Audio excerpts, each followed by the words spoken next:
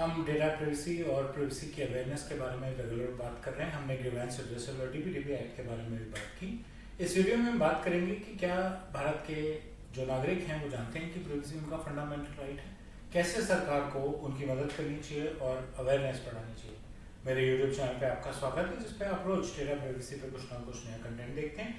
और जैसा कि मैंने कहा, आज हम बात करेंगे कि प्राइवेसी की अवेयरनेस सरकार को कैसे बढ़ानी चाहिए। हमें नागरिकों को, अपने बाकी नागरिकों को कैसे बताना चाहिए कि अब आपका हक बनता है कि आपको अपना पर्सनल डेटा कैसे हैंडल करना है। प्राइवेसी है क्या? प्राइवेसी एक बड़ा छोटा सा कंसेप्ट है, लेकिन बहुत इंपॉर्टेंट कंसेप्ट है। इसमें हम कह रहे हैं कि अगर आपको मेरा पर्सनल डेटा किसी काम से चाहिए तो मैं तय करूंगा कि मैं आपको दूंगा या नहीं दूंगा। पहली बात, मुझे वो पर्पस पता होना चाहिए, काम पता होना चाहिए जिसके लिए आपको मेरा डेटा चाहिए। क्या और कितना चाहिए, मैं उसमें से कितना दूंगा वो मेरी चॉइस है। आपको उसको थर्ड पार्टी से शेयर करना है, उसकी परमिशन भी आपको मुझसे लेनी होगी। और अगर आप ऐसा नहीं करते हैं और मुझे पता लगता है कि मेरा डेटा का मिसयूज हो रहा है, मुझे उससे कुछ नुकसान हो रहा है, तो मैं आपको चैलेंज कर सकता हूँ, आपसे बहुत हायर लेवल्स पर जा सकता हूँ, जो हम आगे वाली स्लाइड्स में बात करने वाले हैं।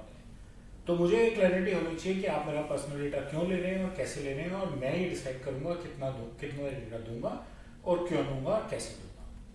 पर्सनल डेटा क्या है? पर्सनल डेटा जो किसी इंसान को आइडेंटिफाई करने में मदद करे। उसका नाम, उसका पता, उसका फोन नंबर, उसका ईमेल एड्रेस। नाम कॉमन हो सकते हैं, लेकिन नाम और पता का कॉम्बिनेशन। फोन नंबर कभी कॉमन नहीं होते, ईमेल एड्रेसेस कॉमन नहीं होते। ठीक, मिस्टर एक्स कॉलोनी वाई में रह सकते हैं, मिस्टर एक्स नाम का ही कोई और आदमी कॉलोनी जेड में भी रह सकता है, लेकिन एक्स नाम की कॉलोनी में एक्स नाम का आदमी जो है, वाई नाम की कॉलोनी में एक्स नाम का जो आदमी है वो यूनिक है। तो एक कॉम्बिनेशन है नाम और एड्रेस का, क्योंकि अदरवाइज नाम यूनिक नहीं हो सकता। और उस नाम को आप फोन नंबर के साथ लेंगे तो वो 100% यूनिक होगा। मेरी फाइनेंशियल डिटेल्स, मेरी एम्प्लॉयमेंट डिटेल्स, मेरे बायोमेट्रिक्स, मेरा हेल्थ केयर रिकॉर्ड, ये सब मेरे पर्सनल है। मुझे नहीं बताना किसी।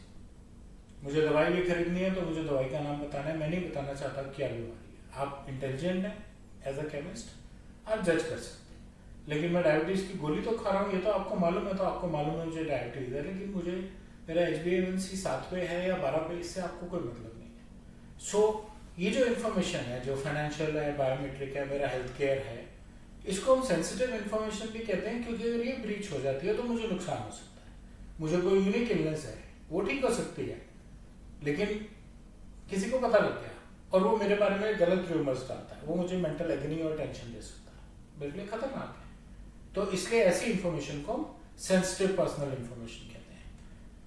और मेरी पर्सनल चॉइसेस, मेरी पर्सनल प्रेफरेंसेस, वो तो हर आदमी को जानने की जरूरत नहीं है। मैं एरोप्लेन में विंडो सीट पे बैठना चाहता हूँ और वेजिटेरियन खाना खाना चाहता हूँ, मेरी चॉइस है। मेरे पड़ोसी को क्या लेना देना उससे, अनटिल कि मेरा पड़ोसी इतना अच्छा दोस्त है कि वो मेरे साथ ही ट्रैवल करता है और मैं अपनी मर्जी से उसको बताना चाहता हूँ कि मुझे विंडो सीट अच्छी लगती है और वेजिटेरियन खाना अच्छा लगता है। इंपॉर्टेंट क्यों है? अनऑथराइज एक्सेस, कोई भी नुकसान, कोई भी मिसयूज।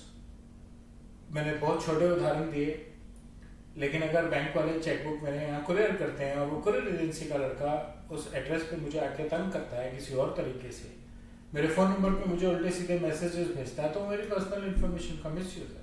हायर एंड पे हम इस लेवल तक जा सकते हैं कि अगर मेरे बायोमेट्रिक्स चोरी हो गए हैं और किसी और को यूज करने आते हैं, बायोमेट्रिक सिर्फ बहुत हाई सेफ जोन्स में यूज होते हैं, वहां पे कोई मेरी जगह मेरे बायोमेट्रिक, मेरे थंब इंप्रेशन वगैरह बना के अगर यूज कर लेता है तो वो मेरे लिए बहुत रिस्की हो सकता है। मेरे लिए ही नहीं, उस ऑर्गेनाइजेशन के लिए भी रिस्की हो सकता है। वो सिर्फ बैंकर है जिसे मेरी फाइनेंशियल इंफॉर्मेशन चाहिए, अगर उसने मुझे कोई लोन देना है तो।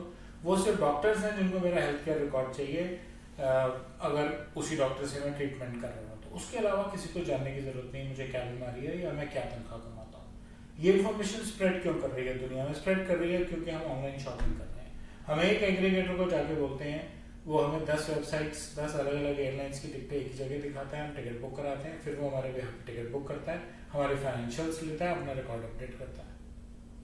ठीक, अब वो रिकॉर्ड एयरलाइन के साथ भी शेयर करता है। ऐसे ही डिलीवरी बॉय हमारे घर डिलीवर करने आता है, वो किसी दुकान से सामान उठाता है हमारे नाम से, है ना। सो इन सब जगहों पे हमारी पर्सनल इंफॉर्मेशन शेयर हो रही है, इसलिए इंपॉर्टेंट है कि हम अपनी प्राइवेसी को मेंटेन करके रख सकें। गवर्नमेंट कैसे हेल्प कर रही है? गवर्नमेंट ने एक नया कानून बनाया है, इंडियन डीपीडीपी एक्ट 2023। अगस्त 2023 में पास हुआ है। कुछ रूल्स अभी इसके डिटेल में आने बाकी हैं, लेकिन ये स्ट्रिक्टनेस ला रहा है। इसमें हमें as a data principal, as citizen of India, मेरे क्या राइट्स हैं वो ऑलरेडी डिफाइन हो चुके हैं।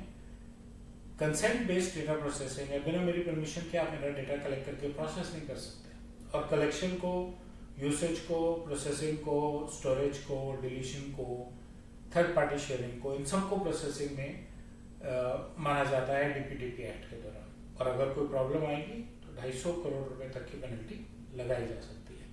इससे मेरी डेटा प्रोसेसिंग, आपकी डेटा प्रोसेसिंग प्रैक्टिसेस ज़्यादा स्ट्रिक्ट हो रही हैं और आपकी अकाउंटेबिलिटी बढ़ रही है। आपका ध्यान देना जरूरी है। भारत सरकार ने सिर्फ फिड्यूशियरी के लिए लॉ नहीं बनाए, और लॉ की इम्प्लीमेंटेशन और कंप्लायंस के लिए डेटा प्रोटेक्शन बोर्ड भी बनाया। Data protection board compliance check करता है। डेटा प्रोटेक्शन बोर्ड, अगर आपको कोई दिक्कत है, आप डेटा प्रोटेक्शन बोर्ड पे जा सकते हैं कि फिड्यूशियरी ने ये ठीक नहीं किया और मुझे ठीक से जवाब नहीं दिया।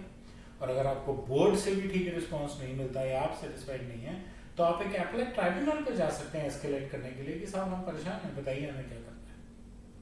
ठीक, इसलिए जरूरी है कि भारत सरकार और हम जो प्राइवेसी की बात करते हैं, और वो फिड्यूशियरीज और वो कंपनियां जो पर्सनल डेटा कलेक्ट करती हैं और प्रोसेस करती हैं, वो इस फंडामेंटल राइट को और ज्यादा स्प्रेड करें। एक डेटा प्रिंसिपल को, एक आम आदमी को जिसका पर्सनल डेटा शेयर किया जा रहा है, उसको पता होना चाहिए कि अगर उसको दिक्कत है तो वो फिड्यूशियरी पे भी जा सकता है, उसका एक ग्रीवेंस का सिस्टम है, और वो डेटा प्रोटेक्शन बोर्ड पे भी जा सकता है। प्राइवेसी को प्रमोट करना चाहिए, स्प्रेड करना चाहिए। सोशल मीडिया एक अच्छा प्लेटफॉर्म है जहाँ से आप प्राइवेसी के राइट्स को प्रमोट कर सकते हैं। गवर्नमेंट को जैसे वो और इनिशिएटिव्स को प्रमोट करते हैं, ऐसे उन्हें प्राइवेसी को भी प्रमोट करना चाहिए। पल्स पोलियो कैंपेन चलती है, डेटा प्राइवेसी कैंपेन भी चलनी चाहिए। और फिड्यूशियरीज को अपने मार्केटिंग में, अपने प्रमोशंस में, बिजनेस प्रमोशंस में, वैसे आप कलेक्ट करेंगे तो कंसेंट मैनेजमेंट तो है ही है। आपको एक फॉर्म पे कंसेंट तो लेना ही है कि मैं आपका पर्सनल डेटा क्यों ले रहा हूँ, कैसे यूज करूंगा।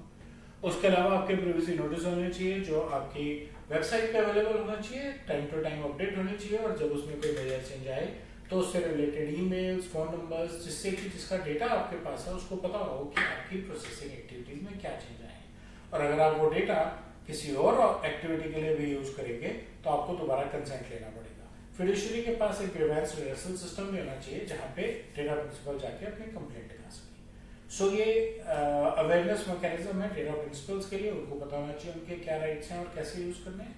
मुझे उम्मीद है आपको मेरा कंटेंट अच्छा लगा होगा। आप बेल और लाइक आइकन दबाएं, मेरे चैनल से सब्सक्राइब करें, अपना फीडबैक कमेंट सेक्शन में शेयर करें। धन्यवाद।